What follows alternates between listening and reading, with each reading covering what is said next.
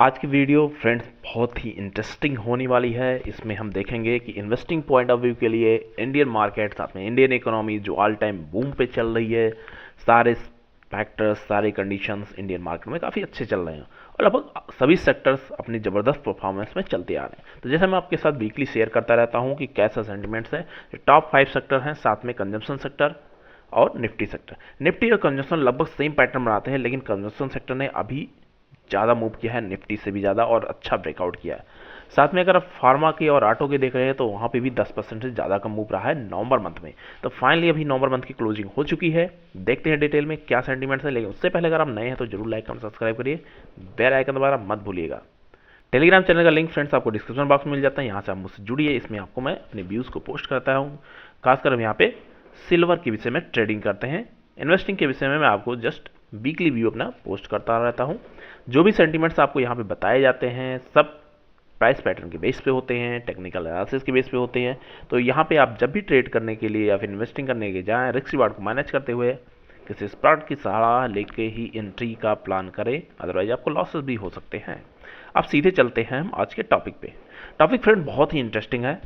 जैसा कि हम रेगुलर बेस से देखते हैं, निफ्टी का अगर हम मई से अभी तक कंटिन्यू ट्रेंड देखते हुए आ रहे हैं, तो जिसने नवंबर मंथ की क्लोजिंग किया है, अगर उस क्लोजिंग मंथ को आप देखते हैं तो 5 महीने का ब्रेकआउट उसने सस्टेन किया है और उसके ऊपर क्लोज किया। बहुत ज़बरदस्त मूव रहा है और ऑल टाइम हाई को भी इसने हिट किया है इस वीक में। तो अभी आप इसमें क्या सेंटीमेंट रहेगा, इसके लिए हमें चलना पड़ेगा चार्ट पे। चार्ट को फ्रेंड्स हमने लास्ट वीक में देखा था कि एक अच्छे ट्रेंड में चल रहा है, साथ में रेजिस्टेंस लेवल के पास बना हुआ था। तो इसने रेजिस्टेंस लेवल को ब्रेक करके अब ऊपर जाके क्लोजिंग किया है और ऑल टाइम हाई जो इसका 20,267 के अराउंड इसने क्लोजिंग किया है। अभी भी ट्रेंड अच्छा चलता हुआ जा रहा है, अगर नीचे भी आएगा अभी इसके लिए लगभग जो इसके लिए रेजिस्टेंस बना हुआ था वो अब इसके लिए सपोर्ट का काम करेगा एज पर माई व्यू। तो ओवरऑल सेंटीमेंट बहुत अच्छे हैं। जनरली जो प्राइस पैटर्न बनाने की कोशिश करता है, जितना ये रेंज बनाता है उतना ही इसको प्रोजेक्शन ऊपर की तरफ दिखाई पड़ता है। तो आप इसकी बेस पे भी देख सकते हैं। नेक्स्ट अगर हम देखने की कोशिश करते हैं तो कंजम्पशन सेक्टर, निफ्टी को अभी आपने देखा मोमेंटम आप देख सकते हैं 5 महीने के बाद ये निकला हुआ है, जबरदस्त तरीके से मूव किया है इसने। अब इसके बाद कंजम्पशन सेक्टर को अगर आप देखते हैं तो इसमें 7% से ज़्यादा का मूव हुआ है, अराउंड 8% का मूवमेंट किया और 4 महीने का ब्रेकडाउन भी इसने ब्रेकआउट भी किया ऊपर की तरफ, लेकिन इसका मोमेंटम और ज़बरदस्त तरीके से फॉर्मेशन हुआ है। आप भी देख सकते हैं कैंडलस्टिक पैटर्न 9044 के आसपास ये ट्रेड कर रहा है। इससे पहले जो हम देख रहे थे लगभग 8768 के राउंड में था ये। तो अच्छा मूवमेंट हुआ है, अच्छा ब्रेकआउट हुआ है। अब इसके लिए नीचे जो सपोर्ट हुआ करता था फर्दर इसके लिए बहुत अच्छा सपोर्ट का काम करेगा। ओवरऑल सेंटीमेंट्स यहाँ भी पॉजिटिव ही लग रहे हैं, ट्रेंड अच्छा फॉलो करता हुआ जा रहा है। आप देख रहे हैं ट्रेंड लाइन जो 2020 कोविड के बाद से ड्रा किया गया है, सारे सेक्टर्स में सेम फॉलो कर रहा है। यहाँ भी अगर आप देखने की कोशिश करते हैं, कंजम्पशन में देखने की कोशिश करते हैं, सिमिलर तरीका फॉर्मेशन है। यहाँ भी अच्छी मोमेंटम है इंडियन इकोनॉमी के लिए।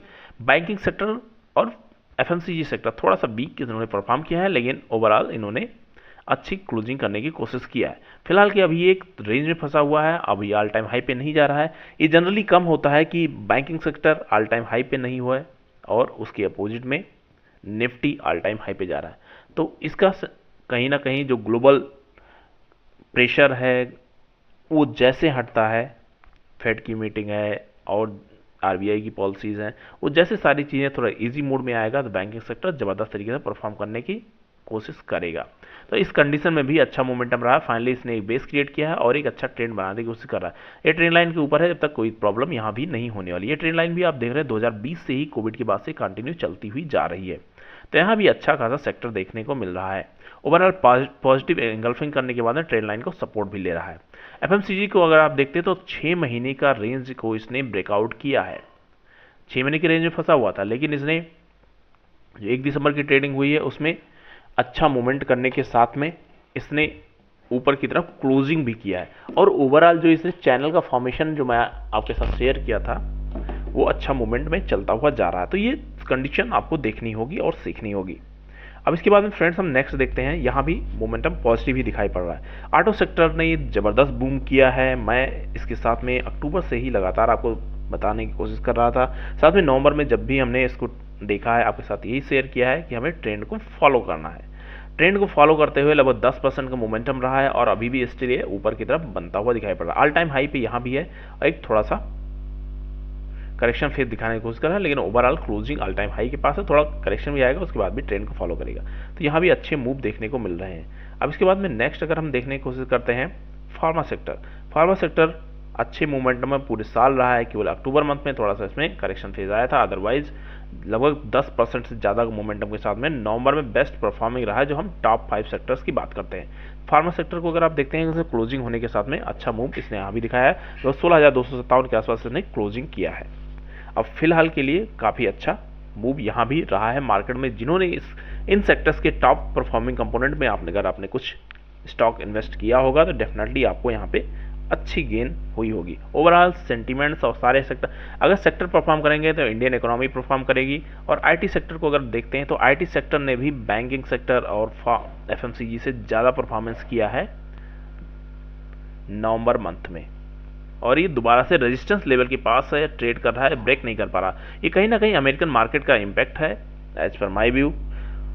यहाँ पे जैसे कुछ रिलैक्स मोड में आता है, जबरदस्त मोमेंटम आईटी सेक्टर में देखने को मिलेगी। बहुत अच्छा कंसोलिडेशन फेज चल रहा है, ये जितना जबरदस्त 2022 से अगर आप देख रहे हैं लगातार एक कंसोलिडेशन फेज में चल रहा है। इसके जो टॉप कंपोनेंट है वो भी अच्छे मूव में है, छोटी छोटी कैंडल्स बन रही है, तो वहाँ पे अच्छे आपको पोजीशन बनाने के मौके हैं।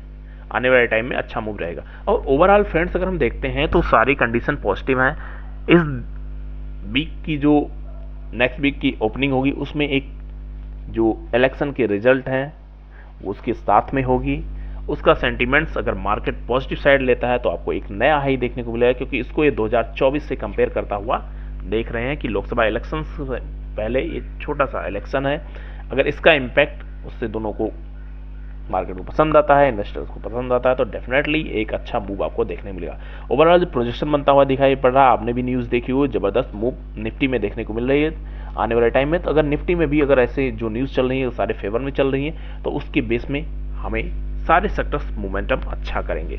बैंकिंग सेक्टर थोड़ा सा भी वीक लग रहा है, लेकिन यहाँ भी अच्छा बेस बनाने के साथ धीरे धीरे करके अपसाइड रैली जा रहा है। ओवरऑल जो हम सेक्टर्स देख रहे हैं सारे सेक्टर्स अक्टूबर में नेगेटिव में थे, नवंबर में सारे पॉजिटिव में हो गए।